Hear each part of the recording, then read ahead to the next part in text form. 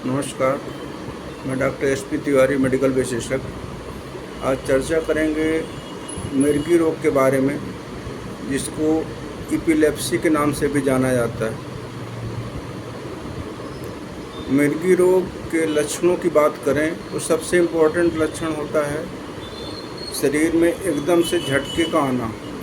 अभी झटके किस तरह से आते हैं? सबसे पहले शरीर में अचानक अकड़न होने लगती है और अकड़न के बाद में फिर उसमें झटके आने लगते हैं। झटके आने के बाद में फिर मरीज बेहोश हो जाता है। इस झटके के अलावा अन्य लक्षण सिर में दर्द होना, याददाश्त का चला जाना, बेड में यूरिन पास हो जाना, शरीर में चोट लग जाना, जीभ कट जाना इत्यादि लक्षण।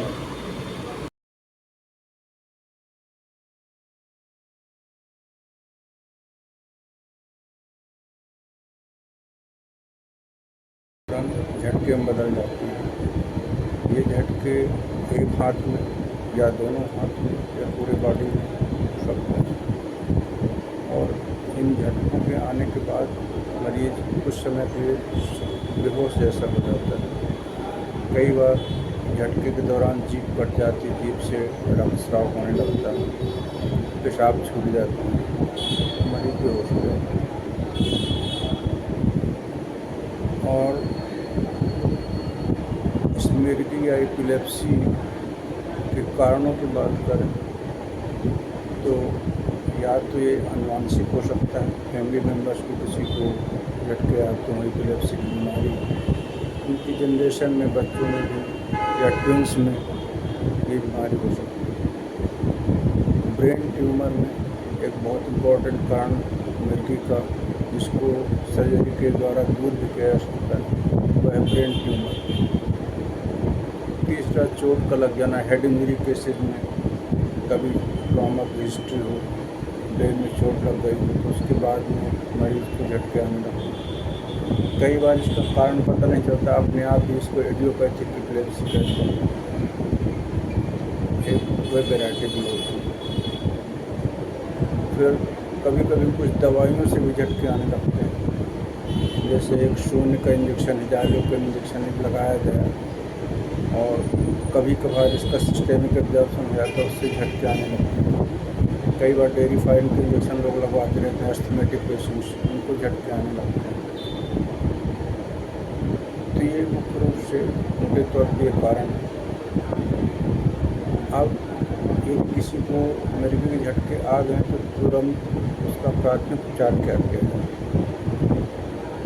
ध्यान रखें, जिस समय ये झटके आ रहे हैं मरीज को मुँह को खोलने की कोशिश न करें, मुंह के अंदर अपना हाथ डालने की कोशिश न करें या कपड़ा डालने की कोशिश न करें, बल्कि उस मरीज को साइड में लिटा दें, सीधा न लिटा कर कुछ साइड में कर दें, जिससे उसको सांस लेने में कोई दिक्कत ना आए। और सामान्य तौर पर ये झटके 2-3 मिनट के बाद में अपने आप ठीक हो जाते हैं और मरीज के झटके समाप्त होने के बाद बेहोश ऐसी हालत में हो जाता है और फिर आधा घंटे के बाद 15 से 20 मिनट में वो पूर्ण रूप से स्वस्थ हो जाता है। झटके के दौरान कुछ आम धारणा, बहुत से लोग जूते सुंघाने लगते हैं, बहुत लोग गोबर सामने ला देते हैं, कोई ऐसी बदबू वाली चीज़ सामने ला देते हैं और ये मानते हैं कि इससे ये ठीक हो जाता है। ये पूर्ण भ्रामक है। इसका प्रचलन शायद कभी कुछ ऐसी बीमारियां होती हैं जिसमें मिर्गी जैसे ही प्रेजेंटेशन रहता है, जैसे एंजाइटी न्यूरोसिस, उसमें भी मरीज बेहोश हो जाता है, झटके ऐसे आते हैं, तो वो मरीज इन चीज़ों से थोड़ी देर के बाद सुधर सकते हैं, ठीक हो सकते हैं। तो उस धोखे से एक आम धारणा ऐसी बन गई कि यदि किसी को झटके आ रहे हैं तो उसको सुंघाने की कोशिश करना, ये पूर्ण रूप से भ्रामक है, इसको नहीं करना चाहिए। दूसरी चीज़, कभी भी झटके के समय अपना हाथ मुँह के अंदर नहीं डालना चाहिए, क्योंकि उस समय इतना ज़्यादा स्पाज़्म होता है मसल्स में, मरीज के मसल्स में, कि वो दूसरा हाथ भी कोई अंदर जाएगा तो कट ही जाएगा, यहाँ तक कि उसकी स्वयं की जीभ कट जाती है। तो विशेष ध्यान रखें कि करना। इसकी जांच के बारे में मिर्गी कैसे कन्फर्म हो, खास करके रिजल्ट का थोड़े समय के लिए हुआ, देख नहीं पाया कोई और मरीज बेहोश पड़ा मिला, तो ऐसे में एक डाउट होता है कि इसको मिर्गी हो सकती है, नहीं भी हो सकती है। उसके कन्फर्मेशन कोई आई विटनेस है, उसने देखा है कि हाँ ये झटके आए हैं, तो उस स्थिति में तो ठीक है, उसको विटनेस माना जा सकता है।